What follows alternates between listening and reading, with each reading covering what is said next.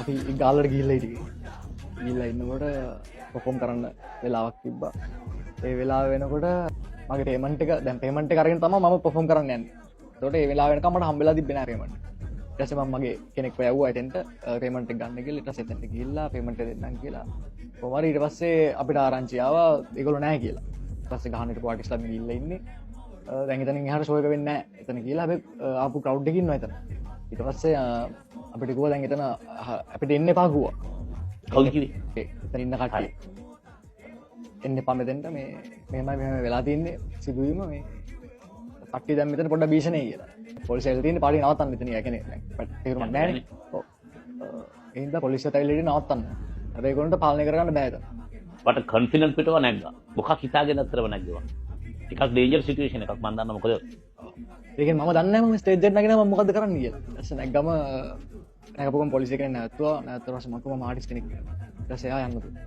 ඊට පස්සේ මම මෙතන හිටපු තව පොලිසිය කෙනෙක් ආවද කියලා මම මොකද්ද වෙලා තින්නේ? මම මෙහෙමයි මම ආටිස්ට් කෙනෙක් මොකද්ද වෙලා තින්නේ? ඊට පස්සේ ආවා මෙහෙමයි ඕගනයිසර්ස්ලා ගිහිල්ලා දැන් පාටිය නවත්තන්න ඕනේ එහෙම කියලා. ඊට පස්සේ මම ඇහුවා හරි එහෙම ඒ කියන්නේ දැන් පාටිය ඒගොල්ලෝ නැතිනම් නවත්තන්න හදන්නේ.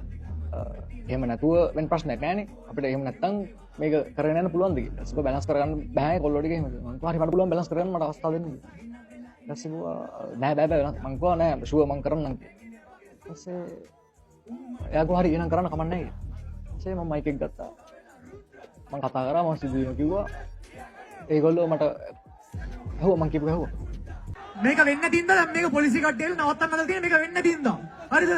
අපි මේක කරගෙන යන්න තියෙනම මේ පොලිසිය මහත්තුරු මට අවස්ථාව දුන්නේ ඕගොල්ලෝ බැලන්ස් වෙලා ඉන්නවා නම් විතර අවුලක් නැහැ නේ බැලන්ස් එකේ ඉන්න පුළුවන් සබක් ගන්න ඕනේ මේමයි හරිද මට කෙවලක් නැහැ හරිද මගේ පේමන්ට් හම්බෙලක් නැහැ ඒ වුණාන්නේ අවුලක් නැහැ අපි අතල්ලා ගමු